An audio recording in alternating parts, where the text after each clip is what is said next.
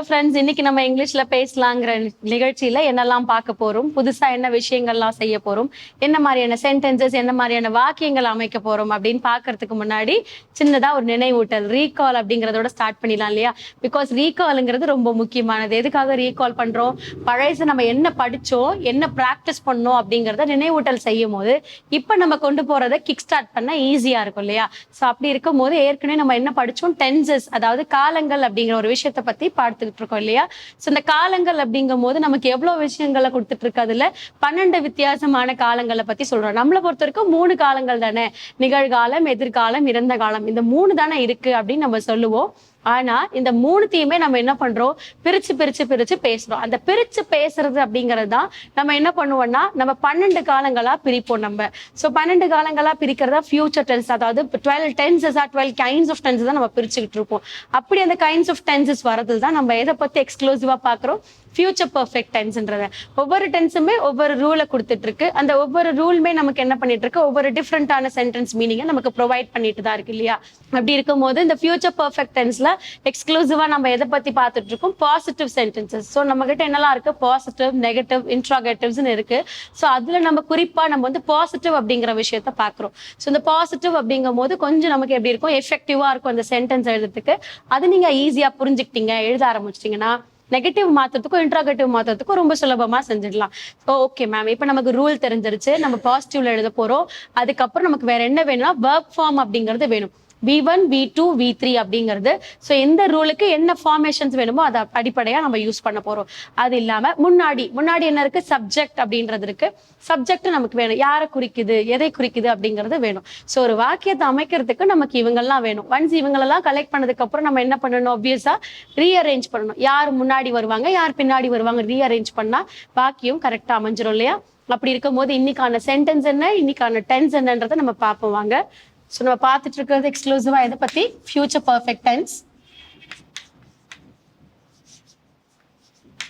So future perfect டென்ஸ்ல positive sentence பத்தி தான் பார்க்குறோம்.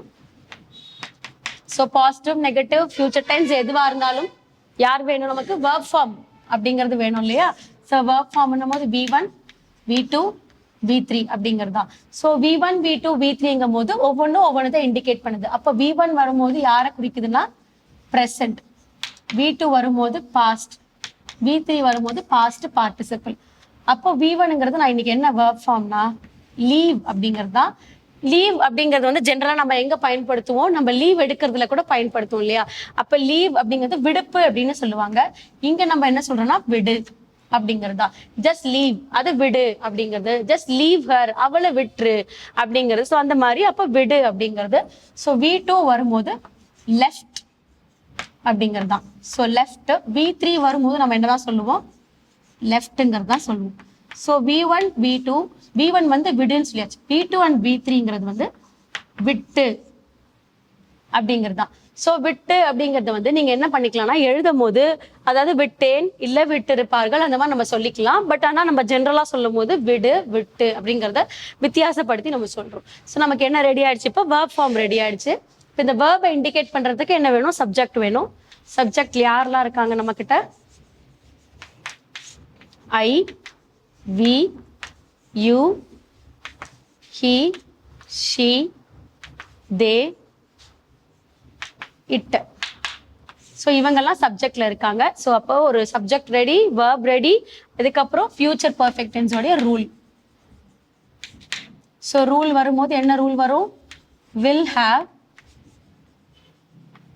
Plus V3. ஸோ V3ங்கிறது எப்படி இண்டிகேட் ஆகுது, PP, அதாவது பாஸ்ட் பார்ட்டிசிபிளா இண்டிகேட் ஆகுது. அப்போ நமக்கு என்ன ரெடி ஆயிடுச்சு, ரூல் ரெடி ஆயிடுச்சு. இப்போ சென்டென்ஸ் எழுதலாமா? ஸோ சென்டென்ஸ் எழுதும் போது எக்ஸாம்பிள். ஸோ என்ன எழுதுறோம், he will have. So V3 என்னது, left.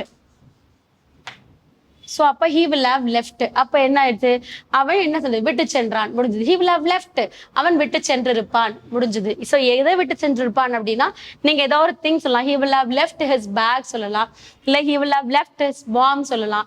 ஸோ ஏதாவது ஒரு விஷயத்த நீங்க கம்ப்ளீட் பண்ற மாதிரி சென்டென்ஸ் சொல்லலாம்.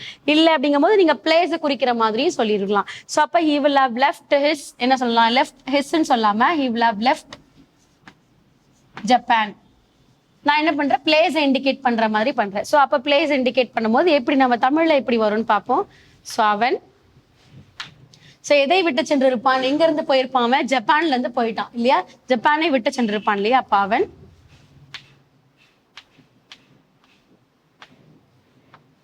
ஜப்பானை விட்டு, இந்த இடத்துல ஹேவ் லெஃப்ட் இருக்கு இல்லையா, வில் ஹேவ் லெஃப்ட்னும் போது விட்டு அப்படிங்கிறது தான். விட்டு என்ன பண்ணிருப்பாங்க, சென்றிருப்பார்கள். சென்றிருப்பான், இந்த இடத்துல அவன் சொல்றதால சென்றிருப்பான்.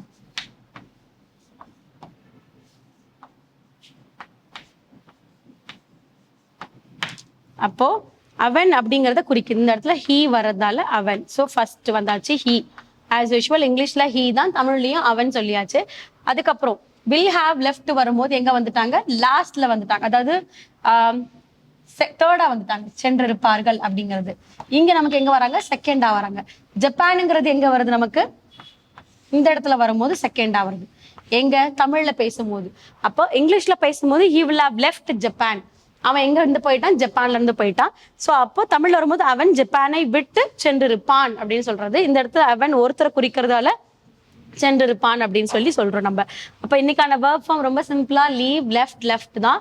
ஸோ அந்த லீவ் லெஃப்ட் லெஃப்ட்ங்கிற வார்த்தையை நீங்க இன்னமும் நல்லா ஃப்ரேம் பண்ணணும் அப்படின்னா ஒரு 5 சென்டென்ஸ்ங்கிறது ஒரு 10-15 சென்டென்ஸா எழுதுங்க.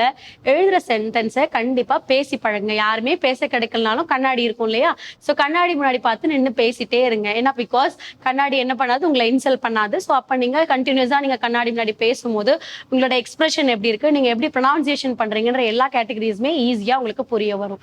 ஸோ இந்த சென்டென்ஸை ஹோம்ஒர்க்கா எடுத்து பண்ணுங்க. அடுத்த கிளாஸ்ல அடுத்த இன்ட்ரெஸ்டிங்கான சென்டென்ஸோட உங்களை மீட் பண்றேன். தேங்க்யூ.